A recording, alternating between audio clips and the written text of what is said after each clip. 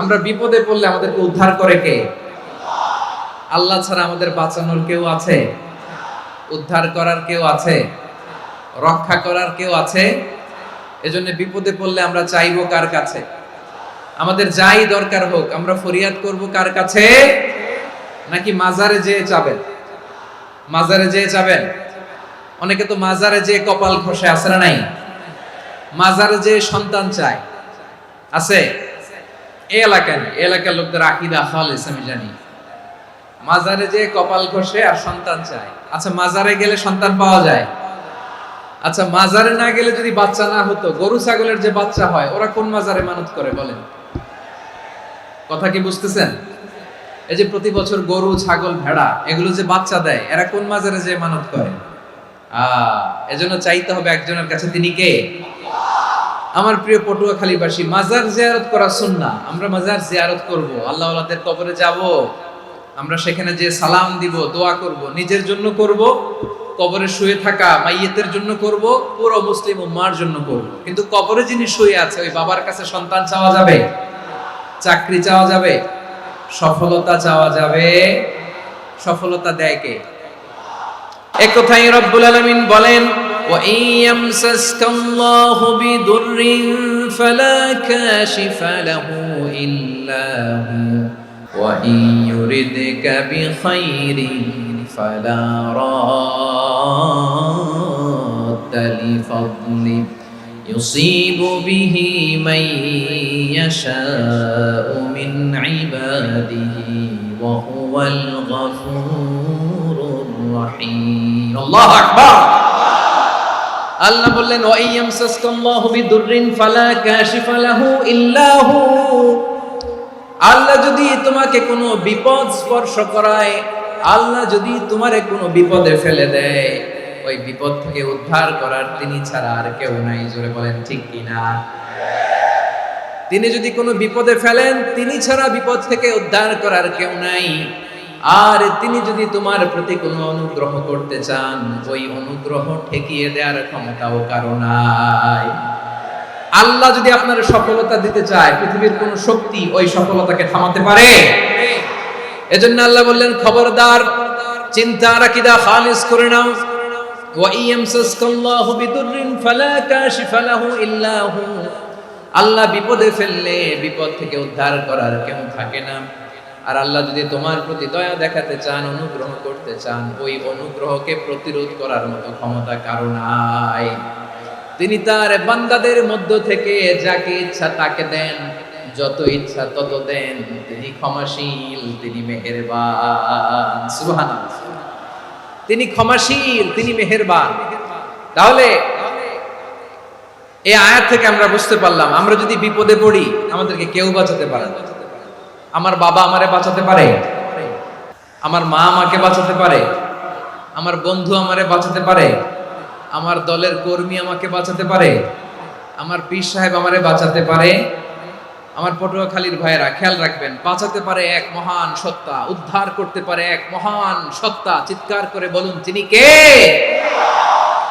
আবার আল্লাহ বললেন, আম্মান ইউজিবুল মুত্তাররা ইযা দাআহু ওয়া ইয়াকশিফুস সুআ ওয়া ইয়াজআলুকুম খুলাফাআল আরদ আইলাহুম মা'আল্লাহ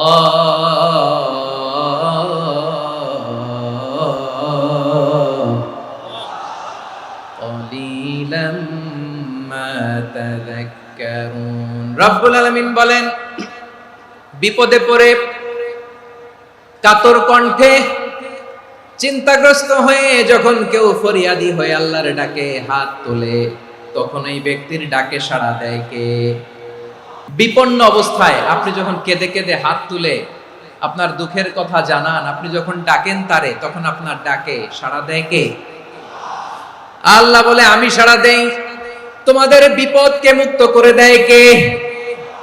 ওই আল্লাহর সাথে কোন উপাস্য আছে নাকি? কিন্তু খুব অল্প সংখ্যক লোকই তোমরা উপদেশ গ্রহণ করো। কথাটা কার? তাহলে বিপন্ন মানবতা যখন কাঁদে, মানুষ যখন বিপদে পড়ে নিরুপায় হয়ে ফরিয়াদ করে, তার ডাক শোনার কেউ নাই একজন ছাড়া। চিল্লায় বলেন তো তিনি কে? এজন্য আমরা ফরিয়াদের হাত কার দিকে তুলব। এবং খেয়াল রাখতে হবে, মাথার সাথে সেট করে নিতে হবে, আল্লাহ ছাড়া আমাকে উদ্ধার করার কেউ নাই। এই পৃথিবীতে কেউ আপন না প্রিয় ভাই। বিপদে বললে বোঝা যায় কেউ আপন না। আপন শুধু একজন মহান সত্তা, তিনি কে? বিপদে আপদে কেউ আমাদের বাঁচাতে পারে না, তরাতে পারে না, মুক্তি দিতে পারে না, উদ্ধার করতে পারে না, একমাত্র আমার প্রভু ছাড়া, আল্লাহ ছাড়া। চিল্লায় বলেন ঠিক কিনা? মাথার সাথে এটা সেট করে নিতে হবে যে আমাদের পুরো জীবনটাই পরীক্ষা। The life is a test. পুরো জীবনটাই পরীক্ষা। এই জীবনে বিপদ আসবে, আপদ আসবে, পরীক্ষা আসবে, সবার জীবনে এটা থাকে। এক একজনের পরীক্ষা এক এক রকম। আমার পরীক্ষা একরকম, মাসুদ ভাইয়ের পরীক্ষা একরকম, চৌধুরী সাহেবের পরীক্ষা একরকম, আপনার পরীক্ষা একরকম, ওনার পরীক্ষা আবার আরেক রকম। পুরো পৃথিবীটাই পরীক্ষা ক্ষেত্র, সবাই পরীক্ষা দিচ্ছি, কিন্তু কারো পরীক্ষা প্রশ্নের সাথে কারোটার মিল নাই। সুবহানাল্লাহ পড়বেন না? পুরোটাই পরীক্ষা ক্ষেত্র, সবাই পরীক্ষার্থী, কিন্তু প্রশ্নপত্র একটার সাথে আরেকটা মিলে না। One doesn't match the other. একজনেরটার সাথে আরেকজনেরটা মিলে না। কাউকে আল্লাহ তাআলা ধনী বানিয়ে পরীক্ষা করেন, আবার কাউকে আল্লাহ তাআলা গরিব বানিয়ে পরীক্ষা করেন, কাউকে আল্লাহ অসুস্থ বানিয়ে পরীক্ষা করেন। কেউ দেখবেন যে দুরারোগ্য ব্যাধিতে আক্রান্ত, ডাক্তার বলেছে আর সময় নাই, দুরারোগ্য ব্যাধি, ক্যান্সার, যার নেই কোনো অ্যান্সার, তার জন্য পরীক্ষা হচ্ছে এই রোগ। আরেক লোক দেখবেন তার আবার রোগ বালাই নাই, মাশাআল্লাহ, তাকে আল্লাহ তাআলা আর্থিক দৈন্যতা, দারিদ্রতা দিয়ে পরীক্ষা করছেন। এরকম আছে না নাই? টাকা পয়সা নাই, দিন আনে দিন খায়, যা আছে তাতে চলে না, এটা তার জন্য পরীক্ষা। আবার আরেক শ্রেণীর লোক দেখবেন তাকে আল্লাহ অসুস্থতাও দেয় নাই, দারিদ্রতাও দেয় নাই, তার দাম্পত্য জীবনের সমস্যা, স্ত্রী কথা শোনে না অথবা ছেলে মেয়ে কথা শোনে না। তাহলে পরীক্ষা সবার জীবনে আছে, এক একজনের পরীক্ষাটা এক এক রকম। আল্লাহ তাআলা দেখতে চায় যে এই পরীক্ষার সময় আমরা কিরকম রেসপন্স করি, how to deal with the test, কিভাবে এই বিপদ আপদ পরীক্ষাগুলোকে আমরা হ্যান্ডেল করব, ডিল করব, এটা হচ্ছে আজকের আলোচনার বিষয় আমার প্রিয় ভাইয়েরা। তাহলে পরীক্ষাময় আমাদের জীবন, বিপদ আপদ পরীক্ষা, এটা মানুষের পিছু ছাড়ে না, সবার জীবনে পরীক্ষা আছে। নবীদের জীবনেও পরীক্ষা ছিল।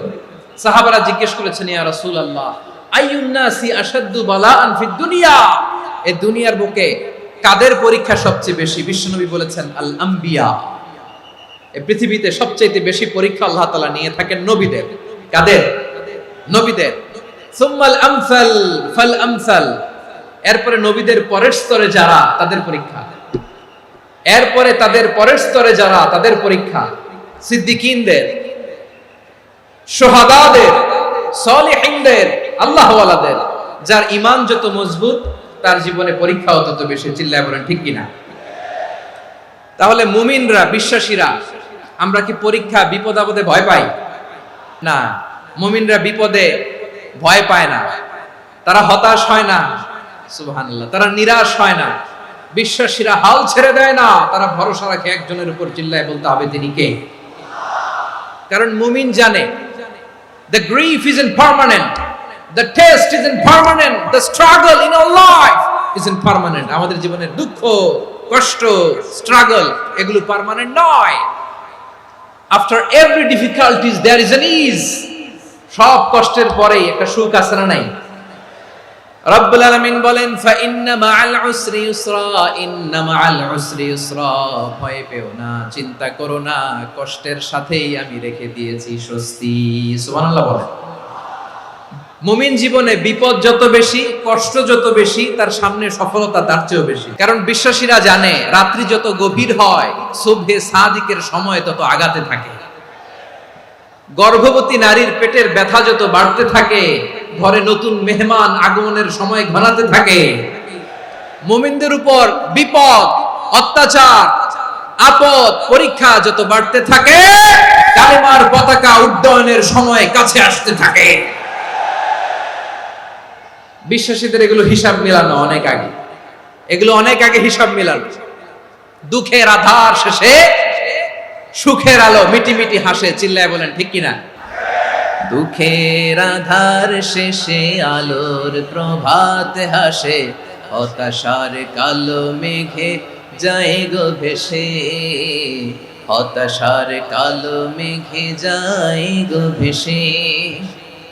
দুঃখের আধার শেষে আলোর প্রভাত হাসে, হতাশার কালো মেঘে যাই গো ভেসে, হতাশার কালো মেঘে যাই গো ভেসে।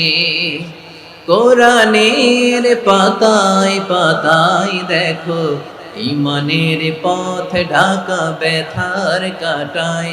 কোরআনের পাতায় পাতায় দেখো ঈমানের পথ ঢাকা ব্যথার কাটায়।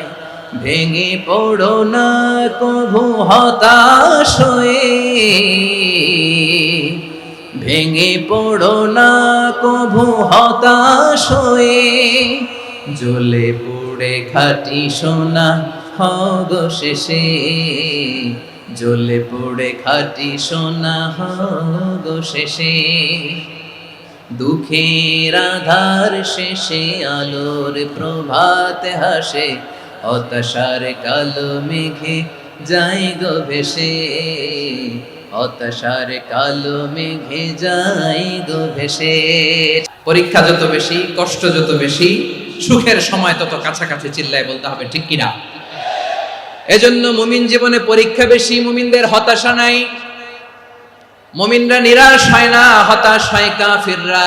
মুমিনরা কখনো হাল ছেড়ে দেয় না, মুমিনরা ভরসা রাখে একজনের উপর, তিনি কে? তাহলে আমার প্রিয় পটুয়াখালীবাসী, বিপদ থাকবে, পরীক্ষা থাকবে, এই বিপদ থেকে আমাদেরকে উদ্ধার করবেন একজন, তিনি কে? আমরা শুধু আল্লাহর উপরই ভরসা রাখবো, চাইবো একজন সত্তার কাছে। আওয়াজ করে বলুন, তিনি কে? একজন সত্তার কাছে চাইবে। বিশ্বনবী ওনার চাচাতো ভাই আব্দুল্লাহ ইবনে আব্বাস রাদিয়াল্লাহু তাআলা আনহুকে বললেন, ইয়া আব্দুল্লাহ ইবনে আব্বাস, হে আব্দুল্লাহ ইবনে আব্বাস, ইদা সাআলতা ফাসআলিল্লাহ, যখন চাইবে আল্লাহর কাছে যাও। ও আব্দুল্লাহ, যখন চাইবা আল্লাহর কাছে চাও। ওয়া ইদা ইসতাআনতা ফাসতাইন বিল্লাহ, যখন সাহায্য চাইবা আল্লাহর কাছে ফরিয়াদ করো। জেনে রেখো ও আব্দুল্লাহ, ওয়া'লাম আন্নাল উম্মাতা লাউ ইজতামাআত আলা আন ইয়ানফাউকা বিশাইইন লাম ইয়ানফাউকা ইল্লা বিশাইইন ক্বাদ কাতাবাহু আল্লাহু লাক। ও আব্দুল্লাহ, জেনে রেখো, মনে রেখো, গোটা বিশ্বের সবাই মিলে যদি তোমার উপকার করতে চায়, ততটুকুই তারা করতে পারবে যতটুকু আল্লাহ তোমার নসিবে সেটা লিখে রেখেছে। ঠিক কিনা বলেন? আর যদি গোটা বিশ্বের সবাই মিলে তোমার বিরুদ্ধে কনস্পাইরেসি করে, ষড়যন্ত্র করে, গোটা বিশ্বের সবাই মিলেও যদি তোমার ক্ষতি করতে চায়, ততটুকুই শুধু পারবে যেটা আল্লাহ তোমার জন্য বরাদ্দ রেখেছে। যতটুকু আল্লাহ তাআলা তোমার জন্য বরাদ্দ রেখেছে অতটুকুই ক্ষতি করতে পারবে, আর এক চুল বেশিও করতে পারবে না, কমও করতে পারবে না। চিল্লায় বলেন ঠিক কিনা? এজন্য আমরা চাইবো কার কাছে? সব সময় আমরা আল্লাহর কাছে চাইবো, বিপদে আপদে, সুখে দুঃখে, সচ্ছল অবস্থায় অসচ্ছল অবস্থায়, পরাজয়ের সময় বিজয়ের সময়, সব সময় আমরা ভরসা রাখবো কার উপর? সবাই বলুন। একদল লোক আছে যারা বিপদে পড়লে আল্লাহরে ডাকে, বিপদ আসলে আল্লাহরে ডাকে, বিপদ নাই আল্লাহও নাই।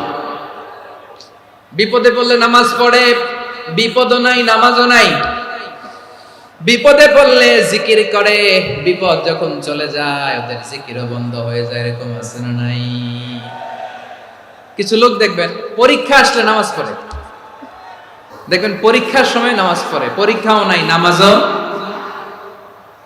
আছে। এরকম কিছু লোক আছে অসুস্থ হলে আল্লাহরে বড্ড ভালোবাসে, আল্লাহরে খুব ডাকে। অসুস্থ হইলে অসুস্থতাও নাই, আল্লাহ স্মরণও নাই। দেখবেন কিছু লোক নির্বাচন আসলে খুব আল্লাহ আল্লাহ হয়ে যায়, তখন দেখবেন মাথার মধ্যে হেজাব লাগায়, পাঞ্জাবি লাগায়, আল্লাহ আল্লাহ হয়ে যায়। নির্বাচনও নাই, এরপরে আল্লাহর কথাও নাই। আছে না নাই? না, এরকম হওয়া যাবে না। সব সময় আমরা আল্লাহরে ডাকবো, বিপদে আপদে সব সময় ভরসা রাখবো আমরা একজনের উপর। আওয়াজ করে বলেন, তিনি কে?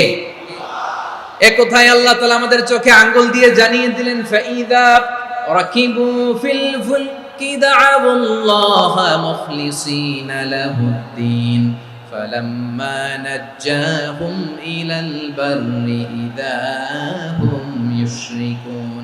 আল্লাহ বলে, একদল লোক আছে, তারা যখন নৌযানে চড়ে, জলযানে চড়ে, সাগরের মধ্যে যখন জাহাজে চড়ে, লঞ্চে চড়ে, তারা যখন তুফানের সম্মুখীন হয় তখন তারা আল্লাহরে বড্ড বেশি ডাকে, একান্ত ভাবে ডাকে, বিশুদ্ধ চিত্তে ডাকে। আবার তুফান থেকে তাদেরকে সেফ জোনে নিয়ে, নিরাপদ জোনে নিয়ে যখন বন্দরে আমি আল্লাহ তাদেরকে ভিড়িয়ে দেই, ওই লোকগুলো আবার আমি আল্লাহর সাথে শিরিক করে। এরকম আছে না নাই? জাহাজে উঠছে, সাগরের মাঝখানে তুফান, ওই সময় দেখবেন আল্লাহ কারে কয়। এই কথা তো আপনাদেরকে বোঝানো সহজ, আপনারা তো নদীর দেশের মানুষ। আচ্ছা, লঞ্চে উঠে তুফানের সম্মুখীন হয়েছেন, জলোচ্ছ্বাস, সবাই, আমার বলার দরকার নাই, বলেন, মাঝ নদী, তুফান, জলোচ্ছ্বাস, জলের মধ্যে উচ্ছ্বাস, ঢেউ, টর্নেডো, সাইক্লোন, মেঘের ঘনঘটা, পরিবেশ ঘুটঘুটে অন্ধকার, লঞ্চ একবার এদিকে আরেকবার ওইদিকে, ভিতরে কি অবস্থা হয় বলেন তো? তখন মুসলিম আল্লাহর ডাকে, হিন্দু আল্লাহর ডাকে, ঠিক কিনা বলেন? আস্তিক আল্লাহর ডাকে, নাস্তিক আল্লাহর ডাকে, ঠিক কিনা? লঞ্চের ভেতর, স্টিমারের ভেতর কান্নার রোল পড়ে যায়, চিৎকারের রোল পড়ে যায়, সবার মুখ দিয়ে শুধু একটা আওয়াজ, লা ইলাহা লা ইলাহা লা ইলাহা সুবহানাল্লাহ আলহামদুলিল্লাহ লা ইলাহা। আল্লাহ নামের জিকির করবে যারা, আল্লাহর কাছে প্রিয় তারা, আল্লাহর কাছে প্রিয় যারা, জান্নাতে প্রবেশ করবে তারা, জোরে লা ইলাহা লা ইলাহা ইল্লাল্লাহ লা ইলাহা ইল্লাল্লাহ মুহাম্মাদুর রাসূলুল্লাহ সাল্লাল্লাহু আলাইহি ওয়াসাল্লাম।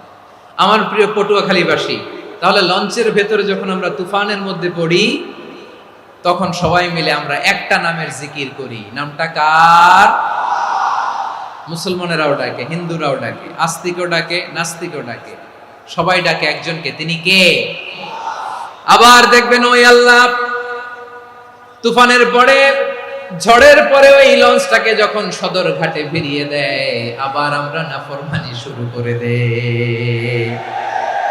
সে কোথায় আল্লাহ বললেন, ফাইদা রাকিবু ফিল ফুলকি দা'আল্লাহ মুখলিসিনা লাহুদ্দিন ফালাম্মা নাজ্জাহুম ইলাল বাররি ইযা হুম ইউশরিকুন।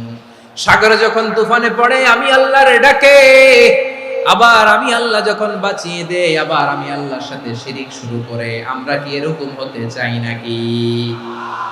বিমানের মধ্যে মাঝে মাঝে দেখবেন যে এয়ার টার্বুলেন্স হয়, জানেন? এয়ার টার্বুলেন্স জানেন তো? মাঝে মাঝে বিমানটা বাউন্সিং করে, bumpy, very bumpy weather.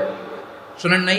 40,000 fit উপরে যখন থাকে, তখন পাইলট মাঝে মাঝে বলে, dear passengers, ladies and gentleman, right now we are flying 40,000 feet above the ground and we are passing very air turbulence, very heavy air turbulence right now.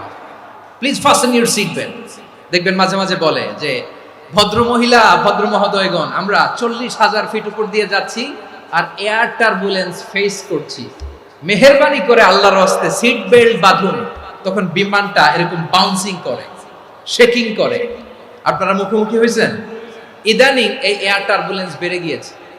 গত বছর আমার ইন্টারন্যাশনাল অনেকগুলো ফ্লাইট ছিল, তো আমি দেখলাম যে আগের ফ্লাইটগুলোর তুলনায় এখন এয়ার টার্বুলেন্স খুব বেশি। আমি একটু রিসার্চ করে দেখলাম, ক্লাইমেট চেঞ্জের কারণে, জলবায়ু পরিবর্তনের কারণে আকাশের বাতাসের মুভমেন্টে পরিবর্তন হয়েছে, ফলে এখন বিমান শেকিং করে বেশি, বাউন্সি, বাম্পি ওয়েদার। তো বলেন তো, 40,000 ফিট উপরে যখন আপনি, কয় হাজার ফিট?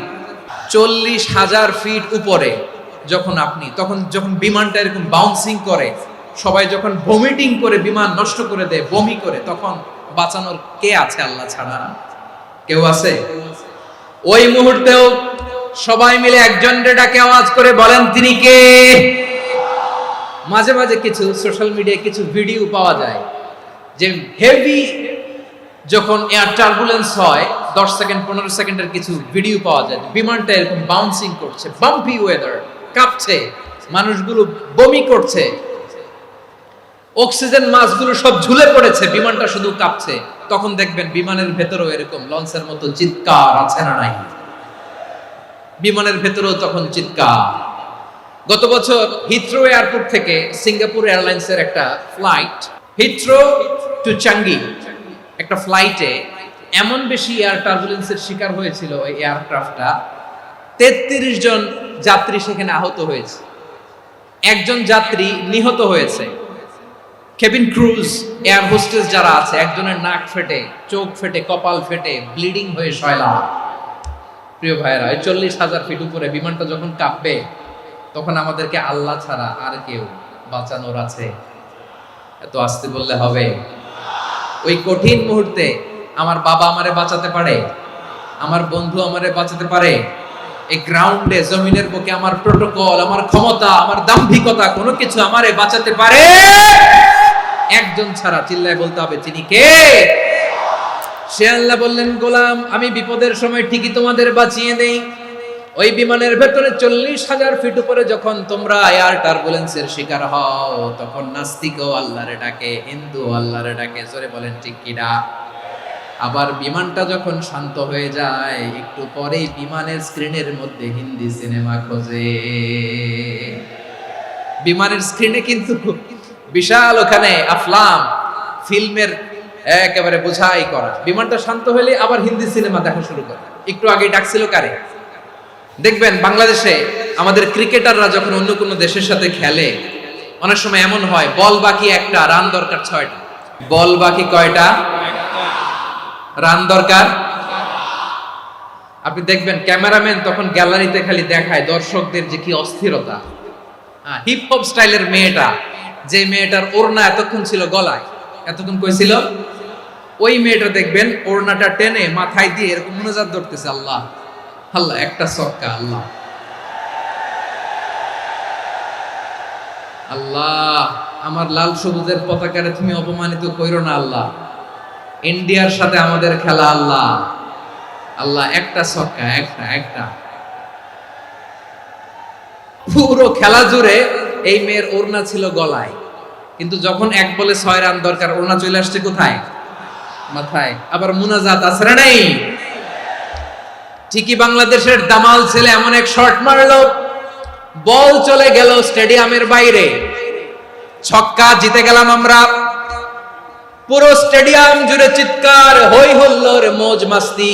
যেই মেয়েটা মাথার মধ্যে ওড়না দিয়ে এতক্ষণ সুবহানাল্লাহ সুবহানাল্লাহ বলে আল্লাহর কাছে দোয়া করেছে, ওই মেয়ে এখন আবার ওড়না ফেলে দিয়ে নাচা শুরু করে দিয়েছে।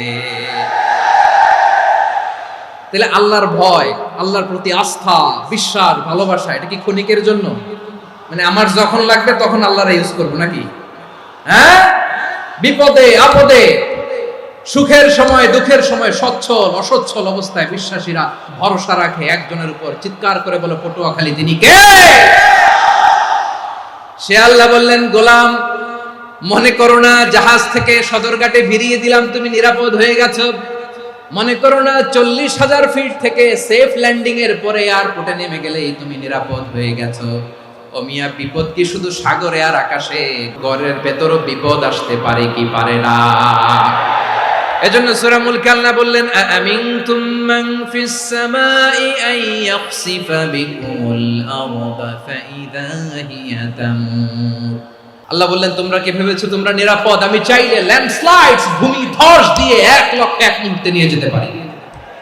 এক সুনামি দিয়ে থাপ্পড় মেরে 3 লক্ষ সাগরের ভেতরে ঢুকায় দিতে পারি। 1 সেকেন্ডও লাগে না আমার। أم أمنتم من في السماء أن يرسل عليكم حاصبا فستعلمون كيف نذير। আল্লাহ চাইলে আকাশ থেকে পাথর বৃষ্টি নাজিল করতে পারেন কি পারেন না? এই মুহূর্তে এখানে ভূমিকম্প দিতে পারেন কি পারেন না? আচ্ছা, ভূমিকম্প যখন হয় আমাদের কারো হুঁশ থাকে? আপনি মনে করছেন আমরা সাধারণ মানুষ, আমরা দৌড় দেই, আর প্রেসিডেন্ট প্রধানমন্ত্রী ওনারা বুঝি খাটে শুয়ে থাকে? ভূমিকম্প, আর্থকোয়েক যদি হয়, বাঁচার জন্য আমরা কি করি? হয় খাটের তলায়, ডাইনিং টেবিলের নিচে, উপরে শক্ত কিছু আছে এটার নিচে, অথবা ঘর থুইয়া দাও দৌড়। তো প্রধানমন্ত্রী উনি কি করে, প্রেসিডেন্ট উনি কি করে? হ্যাঁ, উনি খাটের মধ্যে যে শুয়ে থাকে নাকি? উনিও দৌড়, সাধারণ মানুষও দৌড়, প্রধানমন্ত্রীও দৌড়, বাড়িওয়ালাও দৌড়, ভাড়াটিয়াও দৌড়, সবাই দৌড়। নাকি ভাড়াটিয়ারা বাড়ি থুইয়া দৌড়, বাড়িওয়ালারা আর বেরোয় না, এরকম না। তাহলে যে কোনো মুহূর্তে ভূমিকম্প দিয়ে নাস্তানাবুদ করতে পারে কে? আমার প্রিয় ভাইয়েরা, আমরা নিরাপদ নই, আমরা তার দয়ায় বেঁচে আছি। কার দয়ায়? এজন্য আল্লাহ বললেন, গোলাম যে কোনো মুহূর্তে বিপদ দিয়ে তোমাদেরকে নাস্তানাবুদ করতে পারি। বিশ্বাসী বলে যদি নিজেকে দাবি করো, সব সময় ডাকতে হবে একজন সত্তাকে। বলেন তিনি কে? আপদ থেকে, পরীক্ষা থেকে, ক্যালামিটি থেকে আমাদেরকে কেউ বাঁচাতে পারে না একজন সত্তা ছাড়া। আবারও বলেন তো তিনি কে? এবার আমরা দেখি বিষ্ণু ইসা ইসলামের জীবনে বিপদ আপদ ছিল কিনা। উনি বিপদ আসলে কিভাবে ডিল করতেন, বিপদ আসলে কোন দোয়া পড়তে হয়, কিভাবে ফরিয়াদের হাত উত্তোলন করতে হয়, কিভাবে রবের দরবারে নতজানু হয়ে ফরিয়াদ করতে হয়, এটা জানার দরকার আছে না নাই? আসুন আমরা বিষ্ণুনবীর জীবনী থেকে দেখি বিপদ আসলে উনি কি করতেন। বিপদ আসলেই প্রথমে বিষ্ণুনবী সাল্লাল্লাহু আলাইহি ওয়াসাল্লাম একটা দোয়া পড়তেন। তিনি পড়তেন, ইন্না লিল্লাহি ওয়া ইন্না ইলাইহি রাজিউন। নিশ্চয় আমরা আল্লাহর জন্য, নিশ্চয় আমরা কার দিকে ফিরবো ভাই? আবার কার দিকে ফিরবো? আওয়াজ করে বলুন তো, আমরা এসেছি কার কাছ থেকে, আবারও ফিরে যাব কার কাছে? এজন্য বিষ্ণুই পড়ছেন, ইন্না লিল্লাহি ওয়া ইন্না ইলাইহি রাজিউন। নিশ্চয় আল্লাহর জন্য, ওই আল্লাহর দিকেই আমরা ফিরে যাব। তারপরে বিষ্ণুই পড়তেন, আল্লাহুম্মা আজুরনি ফি মুসিবাতি ওয়াখলুফ লি খায়রাম মিনহা। একসাথে প্রথমে পড়তেন ইন্না লিল্লাহি ওয়া ইন্না ইলাইহি রাজিউন, তারপর পরে পড়তেন আল্লাহুম্মা আজুরনি ফি মুসিবাতি ওয়াখলুফ লি খায়রাম মিনহা। মানে আল্লাহ, এই যে আমি বিপদে ধৈর্য ধারণ করলাম, এটার সব তুমি আমারে দাও, আর যেটা হারালাম এর চেয়ে ভালো কিছু দিয়ে মেকআপ করে দিও, ভালো কিছু দিয়ে বদল করে দিও। সুবহানাল্লাহ পড়েন। তাহলে বিপদ আসলে আমরা কি পড়ব? এদেশে পরস্পরে দেখা হলে দেয় সালাম, এদেশে আমজনতার হৃদয় জুড়ে পাক কালাম, এদেশে বিপদ এলে সর্বজনে সর্বক্ষণে দোয়া পড়ে ইন্না লিল্লাহ। কি পড়ে? সুবহানাল্লাহ সুবহানাল্লাহ সুবহানাল্লাহ সুবহানাল্লাহ। এদেশে আজান শুনে সূর্য ওঠে শহর গ্রামে, এদেশে আজান শুনে সূর্য ডুবে সন্ধ্যা নামে, এদেশে সকল কাজে সবাই বলে বিসমিল্লাহ, এদেশে ভালো কিছু দেখে শুনে হাসি মুখে সবাই বলে মাশাআল্লাহ। তাহলে বিপদ এলে আমরা কি পড়ি? তাহলে বিপদ এলেই আমরা এখন থেকে ইন্না লিল্লাহ পড়ব, নাকি হাই হুতাশ করবেন? একদল আছে হাই হুতাশ করে, হায় আল্লাহ রে মোর কি হইল রে, মই কি হরমু রে, মই কমবে জামু রে, এরকম বিলাপ করতে নিষেধ করেছেন বিশ্বনবী। কি করব, কই যাব, কি হবে, হায় হায়, এরকম হাহুতাশ আছে না নাই? বিশ্বাসীরা হাহুতাশ করে না, তারা ইন্না লিল্লাহ পড়ে। কি পড়ে মনে থাকবে? আমরা পড়বো ইন্না লিল্লাহি ওয়া ইন্না ইলাইহি রাজিউন। নিশ্চয় আমরা আল্লাহর জন্য, আমরা আল্লাহর দিকেই ফিরে যাব। এরপর পড়বো আল্লাহুম্মা আজুরনি ফি মুসিবাতি ওয়াখলুফ লি খায়রাম মিনহা। আল্লাহ, আমি যে বিপদে ধৈর্য ধারণ করলাম এটার সওয়াব দিও, আর যা হারালাম তার চেয়ে ভালো কিছু দিয়ে বদল করে দিও। সুবহানাল্লাহ পড়েন। বিশ্ব নবীর হাদিস শুনলেন উম্মে সালামা রাদিয়াল্লাহু তাআলা আনহা। ওনার স্বামী হলো আবু সালামা। মজার ঘটনা খেয়াল করে শুনেন। সাইয়্যিদাতুনা উম্মে সালামা রাদিয়াল্লাহু তাআলা আনহা, ওনার স্বামীর নাম আবু সালামা। শ্রেষ্ঠ দম্পতি, শ্রেষ্ঠ ফ্যামিলি। প্রথমে হিজরত করেছিলেন হাবাসায়, পরে হিজরত করেছেন মদিনায়। উহুদ যুদ্ধের পরে ওনার স্বামী আবু সালামা ইন্তেকাল করলো, শহীদ হলো। সুবহানাল্লাহ পড়েন। যখন আবু সালামা ইন্তেকাল করলো, উম্মে সালামা রাদিয়াল্লাহু তাআলা আনহা কেঁদে কেঁদে হয়রান। আর নবীর শিখানো বাণী অনুযায়ী তিনি বারবার পড়ছিলেন ইন্না লিল্লাহ। কি পড়ছিলেন? ইন্না লিল্লাহ। যেহেতু বিশ্বনবী বলেছেন কেউ যদি বিপদের প্রথম ধাক্কায় পড়ে ইন্না লিল্লাহি ওয়া ইন্না ইলাইহি রাজিউন, আল্লাহুম্মা আজুরনি ফি মুসিবাতি ওয়াখলুফ লি খায়রাম মিনহা, তাহলে এই বিপদে যে সে যা হারালো তার চেয়ে শ্রেষ্ঠ কিছু দিয়ে আল্লাহ তার বদল দিয়ে দিবে। এই হাদিস শুনে উম্মে সালামা রাদিয়াল্লাহু তাআলা আনহা ওনার প্রাণ প্রিয় স্বামী আবু সালামার ইন্তেকালের পরে চোখের পানি ছাড়ে আর পড়ে ইন্না লিল্লাহি ওয়া ইন্না ইলাইহি রাজিউন আল্লাহুম্মা আজুরনি ফি মুসিবাতি ওয়াখলুফনি খায়রাম মিনহা। বারবার এই দোয়া পড়ে চোখের পানি ছাড়ে, এই দোয়া পড়ে চোখের পানি ছাড়ে, আর মনে মনে বলে আবু সালামার মতো ভালো মানুষ মদিনাতে নাই, আবু সালামার চেয়েও ভালো মানুষ মদিনাতে নাই, তার চেয়ে ভালো মানুষ কি করে আল্লাহ তাআলা আমারে দিবে, তার চেয়ে ভালো মানুষ তো আমি মদিনাতে দেখি না। চোখের পানি দিয়ে বুক ভাসায় আর নবীর হাদিসের উপর আমল করে পড়ে ইন্না লিল্লাহি ওয়া ইন্না ইলাইহি রাজিউন, ইন্না লিল্লাহি ওয়া ইন্না ইলাইহি রাজিউন। পড়তে পড়তে চোখের পানি ছাড়ে আর চিন্তা করে বিশ্বনবী বললেন, এই দোয়া পড়লে যেটা হারালাম তার চেয়ে ভালো কিছু দিয়ে আল্লাহ পুরস্কার দেয়। আবু সালামের চেয়ে ভালো মানুষ মদিনার মধ্যে আর কে হতে পারে? কি আজীব তামাশা, কি অবাক করা ঘটনা। কিছুদিন পরে দেখা গেল সাইয়্যিদুল মুরসালিন রাহমাতাল লিল আলামিন স্বয়ং বিশ্ব নবী উম্মে সালামাকে বিয়ের প্রস্তাব পাঠিয়েছে। স্বয়ং বিশ্ব নবী উম্মে সালামা রাদিয়াল্লাহু তাআলা আনহাকে বিয়ের প্রস্তাব পাঠিয়েছেন। উনি রাজি হয়ে গেলেন, বিয়ে হয়ে গেল, উনি হয়ে গেলেন উম্মুল মুমিনিন, আমাদের মা, পুরো মুসলিম উম্মার মা। চিৎকার করে বলেন আল্লাহু আকবার। তাহলে আমার প্রাণ প্রিয় ভাইরা, বিপদে পড়লে আমরা পড়বো ইন্না লিল্লাহি ওয়া ইন্না ইলাইহি রাজিউন আল্লাহুম্মা আজুরনি ফি মুসিবাতি ওয়াখলুফনি খায়রাম মিনহা। যারা যারা বিপদ আসলে এই দোয়াটা পড়বেন এখন থেকে, আওয়াজ করে ইনশাআল্লাহ বলেন। যা হারাইছেন তার চেয়ে শ্রেষ্ঠ জিনিস দিয়ে বদলা দিবে কে? তাহলে বিপদে পড়লেই প্রথমে আমরা এটা পড়ব, শুনে শুনে মুখস্থ করবেন। আমার মায়েরা, আমার বোনেরা, আপনাদের জন্য 3টি মাঠের অ্যারেঞ্জমেন্ট করা হয়েছে, আমি জানি। আপনারাও এই দোয়াগুলো পড়বেন, আপনার স্বামীকে শেখাবেন, সন্তানকে শেখাবেন, আপনার পুরো পরিবারটাকে জান্নাতের টুকরো বানিয়ে দিবে কে? তাহলে বিপদ আসলে প্রথমে কি পড়তে হবে এটা জেনে গেলাম। এরপরে বিপদ আসলে নিজেকে কি করে আল্লাহর কাছে সঁপে দিতে হয় এটাও জানার দরকার আছে না নাই? বিপদে প্রথমে ইন্না লিল্লাহ করলাম, ধৈর্য ধারণ করলাম, বিপদ থেকে উদ্ধারের সর্বোচ্চ চেষ্টা করলাম। আমার কাজ যখন শেষ তখন আমি আমার এই বিষয়টা আল্লাহর কাছে সঁপে দিব। কার কাছে? বিপদে বললে কেমন করে নিজেকে আল্লাহর কাছে সঁপে দিতে হয় আসুন সাইয়েদনা ইব্রাহিম আলাইহিস সালামের জীবনী থেকে জানি। আল্লাহর খলিল ইব্রাহিম আলাইহিস সালাম আমাদের মতো সমাজ ব্যবস্থা পায় নাই। আমরা জন্মের পরে আমাদের কানের ভেতরে আজান দিয়েছে কে? একামত দিয়েছে কে? আমাদের বাপ দাদারা আমাদের কানে আজান দিয়েছে কি? দেয় নাই। আমাদের জন্মের পরেই তো আজান, একামত, বাড়ির পাশে মসজিদ, প্রতিদিন আজান, জুমার খুতবা, প্রতি মাসে মাসে তাফসিরুল কোরআন মাহফিল, মসজিদ, মিনারা, অভাব নাই। ঠিক কিনা বলে? আপনি যেই সুন্দর ইসলামিক এনভায়রনমেন্ট পেয়েছেন, আমাদের ইব্রাহিম খলিল উনিও কি এরকম পেয়েছিলেন? হ্যাঁ, উনি জন্মের পর পরে ওনার কানে আজান দিয়েছে কেউ? আমার প্রিয় ভাইরা, আগা গোড়া একটা শিরকি পরিবেশ উনি জন্মগ্রহণ করেছেন। উনি ছাড়া ওই তল্লাটে একজনও আল্লাহর উপর বিশ্বাসী নাই। কল্পনা করতে পারেন? গোটা তল্লাটে, গোটা দেশে বিশ্বাসী মুমিন, আল্লাহর উপর বিশ্বাস স্থাপনকারী কয়জন? সবাই বলেন কয়জন? বাকি সব মুশরিক। বাকি সব মুশরিক নিজের সাথে নিজে শক্ত বোঝাপড়া করে, অ্যানালজি করে, সেলফ কনভারসেশন করে উনি মহা সত্যের সন্ধান পেয়েছে। উনি আকাশের তারা দেখে ভাবে মনে হয় এটাই আমার খোদা। পরে দেখে তারা নাই, মনে মনে বলে না তাইলে এটা না।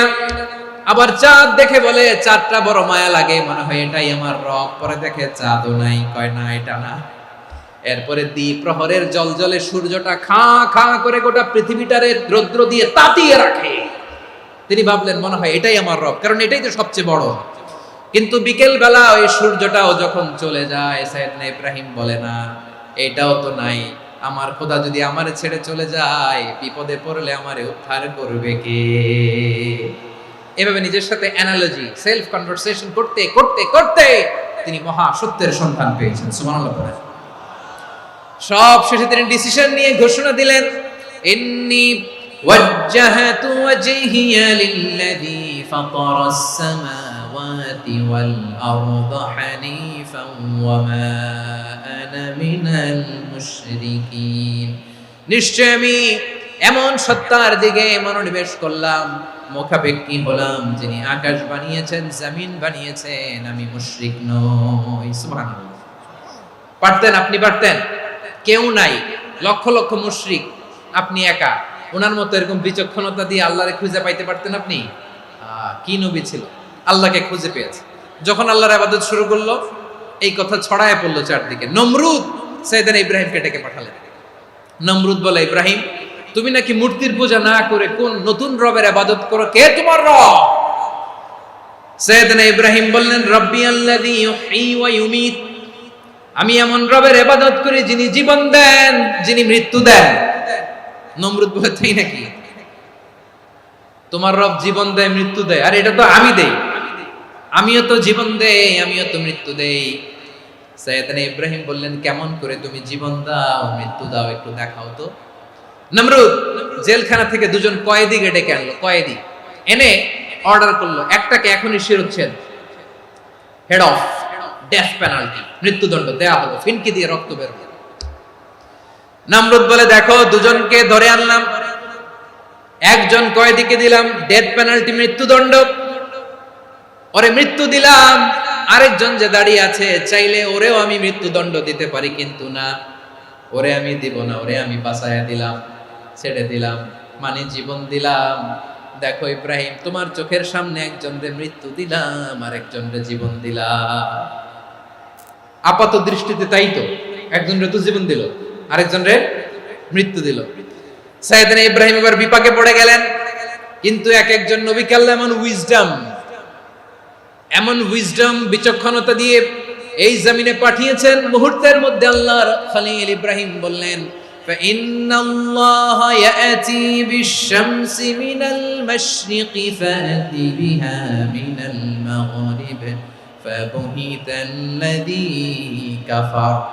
আল্লাহর খলিল ইব্রাহিম বললেন, নমরুদ, বুঝলাম তুমি জীবন দাও, মৃত্যু দাও, দেখলাম, কিন্তু আমার রব, আমার আল্লাহ প্রতিদিন সকালবেলা উষা লগ্নে ওই পূর্ব দিগন্ত থেকে সূর্যটাকে উদিত করেন, সাঁঝের বেলা, বিকেল বেলা, কুথুরি লগ্নে, সন্ধ্যা বেলা ওই দ্বিপ্রহরের জল জলে সূর্যটাকে পশ্চিম দিগন্তে ডুবিয়ে দেন।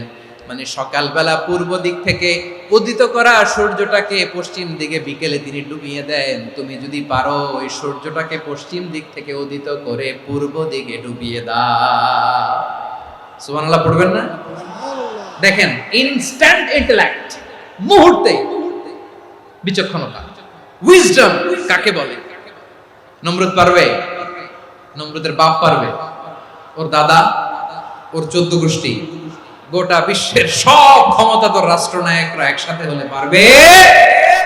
ফাবুহিতাল্লাযী কাফার পারে নাই, ব্যর্থ হয়েছে। এবার তেলে বেগুনে জ্বলে উঠেছে, রেগে মেগে আগুন বলে, ফালকুহু ফিল জাহিম, ওর সাথে তর্ক নাই, না পেরে এবার এটারে আগুনে ফেলা। বিশাল বিশাল গাছ কেটে লাকড়ি এনে আগুনের কুণ্ডলি বানানো হলো, দাও দাও দাও দাও করে আগুন জ্বলে। আল্লাহর খলিল ইব্রাহিমকে আগুনে নিক্ষেপ করা হবে। আল্লাহর খলিল সাইয়েদনা ইব্রাহিমের হাতের মধ্যে রশি দিয়ে টাইট করে বাঁধা হলো, পায়ের মধ্যেও টাইট করে রশি দিয়ে বাঁধা হলো।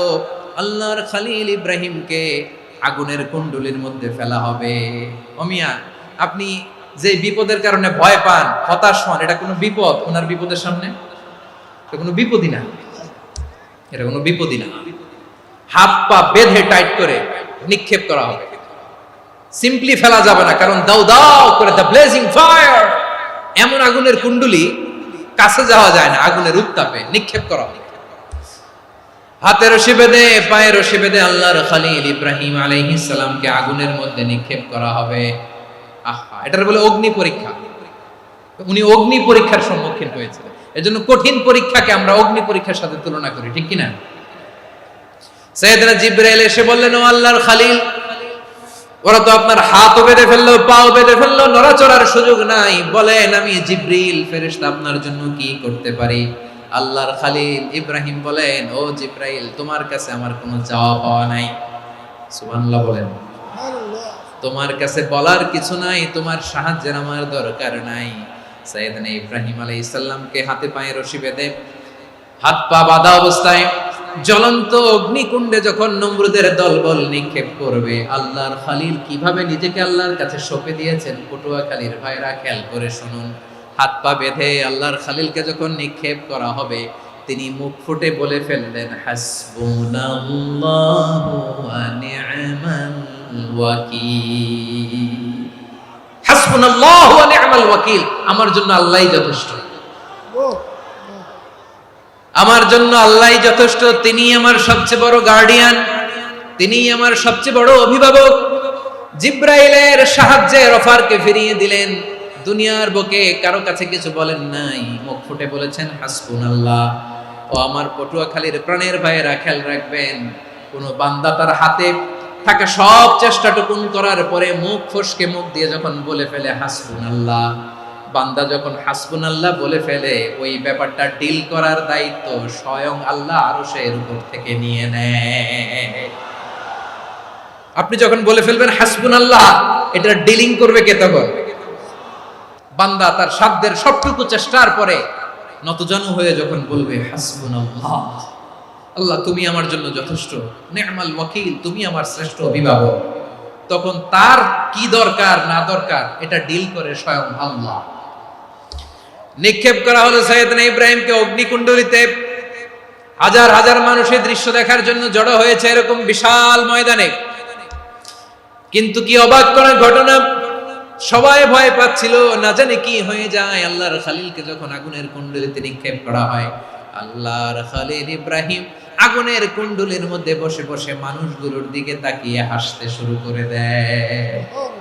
কারণ আকাশ থেকে রব্বুল আলামিন স্পেশাল ভার্ডিক্ট নাজিল করেছেন, স্পেশাল হুকুম জারি করেছেন, কুলনা ইয়া নারু কুনি বারদান ওয়া সালামান আলা ইব্রাহিম। ও আগুন, খবরদার, সৃষ্টির শুরু থেকে তোকে একটা ধর্ম আমি বাতলে দিয়েছিলাম, তোর ধর্ম, আগুনের ধর্ম হলো যা পাবে জ্বালিয়ে সারখার করবে। আল্লাহ বলল, আগুন, তোর ধর্ম দিয়েছিলাম, তুই সব জ্বালিয়ে পুড়িয়ে সারখার করে দিবি, কিন্তু ক্ষণিকের জন্য আমি তোর জ্বালিয়ে দেওয়ার ক্ষমতাটাকে কেড়ে নিলাম, জ্বালিয়ে ভস্ম করে দেওয়ার ক্ষমতা আমি কেড়ে নিলাম। কুনি বারদান, ঠান্ডা হয়ে যা, কিন্তু এত বেশি ঠান্ডা হবি না আবার আমার ইব্রাহিমের জন্য সর্দি লেগে না যায়। সুবহানাল্লাহ, এত আস্তে বললে হবে?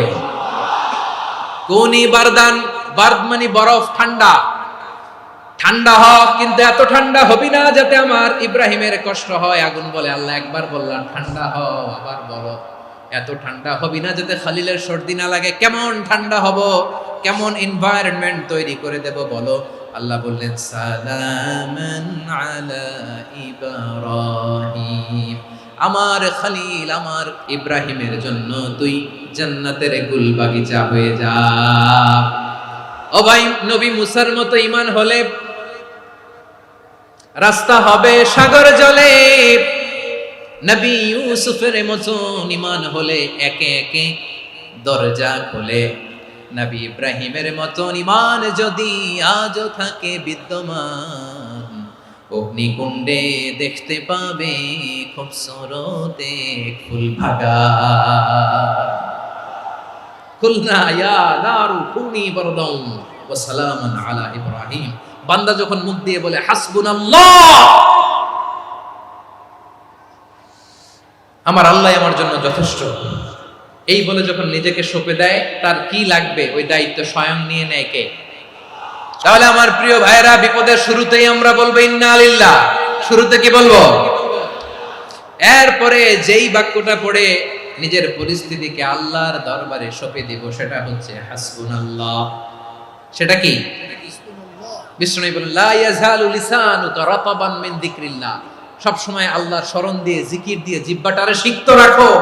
আর শয়তানু জাসিমুন আলা কলবি ইবনে আদম, শয়তান বনি আদমের কলবে খামচি মেরে বসে থাকে। ফাইদা যাকারাল্লাহ খালাসা, মানুষ যখন আল্লাহর স্মরণ করে জিকির করে, শয়তান দৌড়ে পালায়। ওয়া ইদা গাফালা ওয়াসওয়াসা, যখনই বনি আদম গাফেল হয়, তখনই শয়তান তার হৃদয়ে ওয়াসওয়াসা দেয়।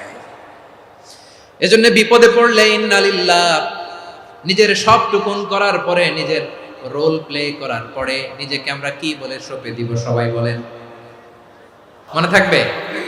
বিপদে পড়লে প্রথমে ইন্না লিল্লাহ, এরপরে নিজেকে যখন সঁপে দিব তখন হাসবুনাল্লাহ। এরপরে কঠিন বিপদে যখন বিশ্বনবী পড়তেন তখন কি করতেন? এমন বিপদ মাঝে মাঝে হয় না, দেয়ালে পিঠ থেকে যায়, চোখে মুখে অন্ধকার, কি করব দিশা খুঁজে পাই না, এরকম হয় কখনো? বিশ্বনবী এরকম কঠিন বিপদে পড়েছেন জীবনের কিছু কিছু মুহূর্তে, ওই মুহূর্তে বিশ্বনবী স্পেশাল দুইটা দোয়া পড়তেন।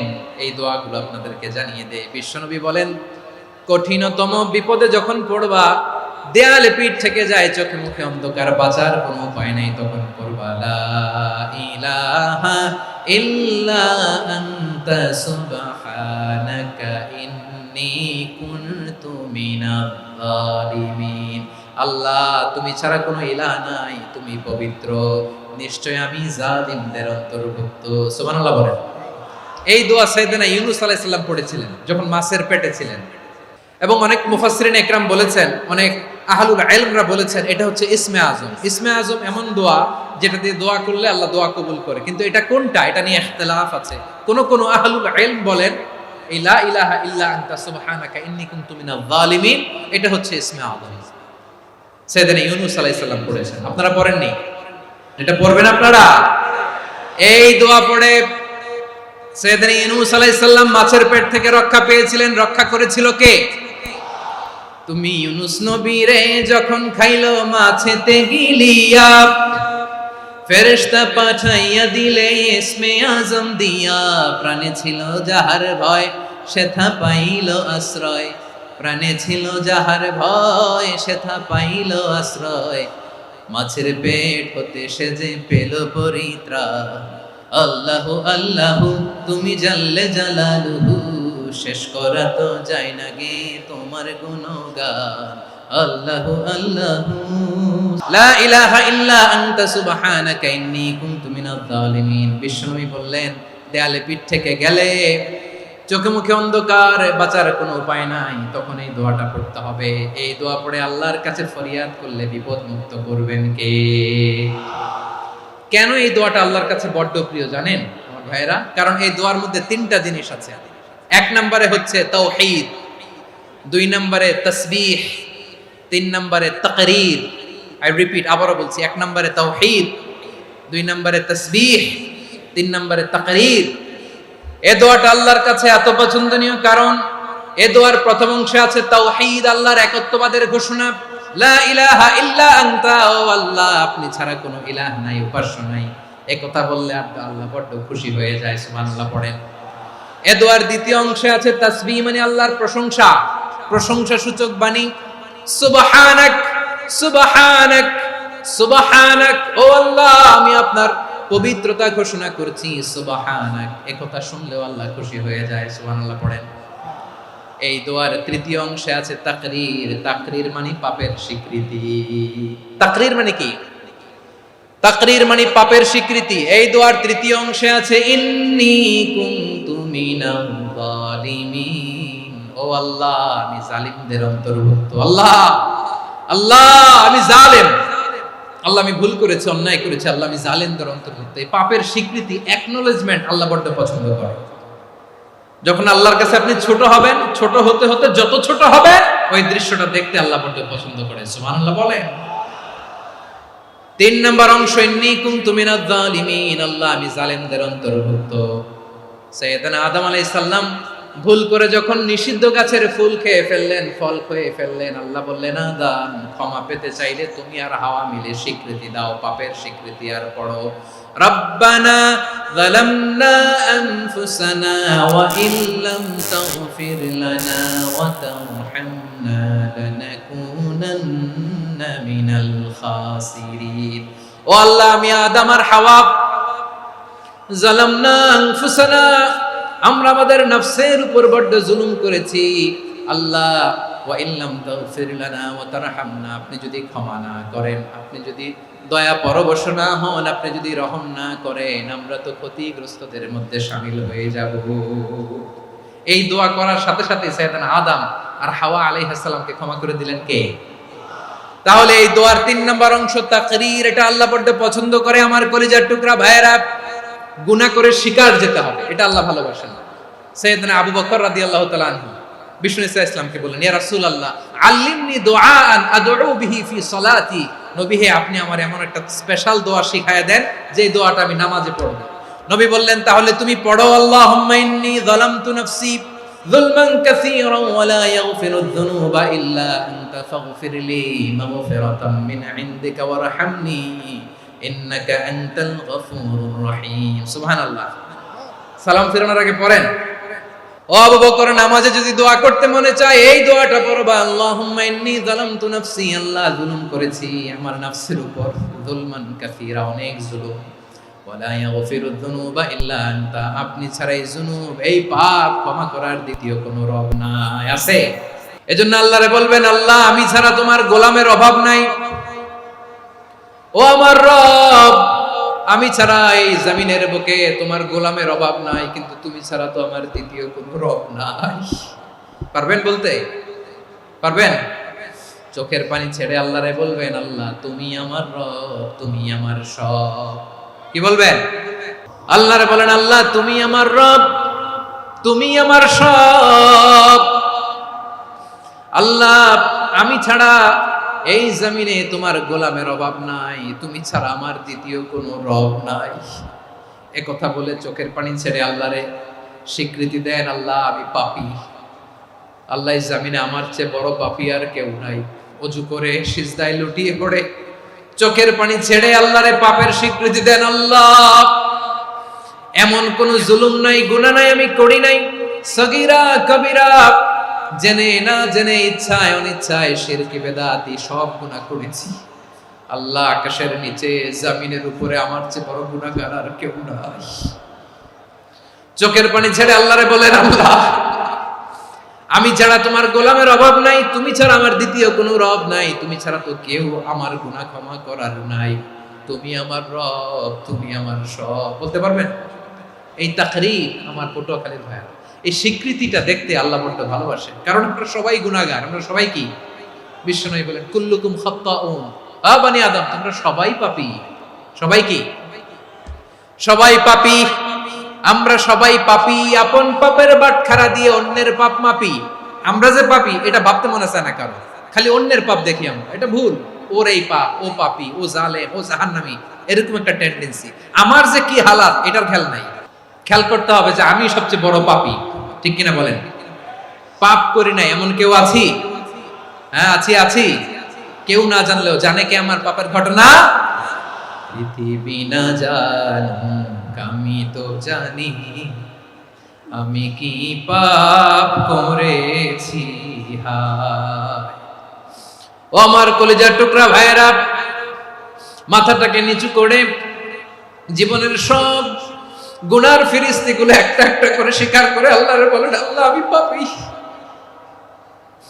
আল্লাহ আমার চেয়ে বড় পাপী এই দুনিয়াতে কেউ নাই, আকাশের নিচে জমিনের উপরে আমার চেয়ে বড় পাপী কেউ নাই। একটা একটা করে আল্লাহ স্বীকার করি আমি পাপী, সব পাপের স্বীকৃতি দিলাম। পৃথিবী না জানুক আমি তো জানি, আমি কি পাপ করেছি হায়। আমার পাপের করলে বিচার, বাঁচার আমার নাই উপায়। দয়াময় তুমি মাফ করো আমায়, মাফ করো আমায়। আল্লাহ তাআলা যদি দয়া করে আমাদেরকে মাফ না করে, আমাদের বাঁচার কোনো উপায় নাই। আপনি কি ভেবেছেন আপনার নামাজ দিয়ে আপনি জান্নাতে যাবেন? আপনি তাহাজ্জুদ গুজার, সেজদা দিতে দিতে কপালে দাগ ফেলেছেন, এটা আপনারা জান্নাতে নেবে না।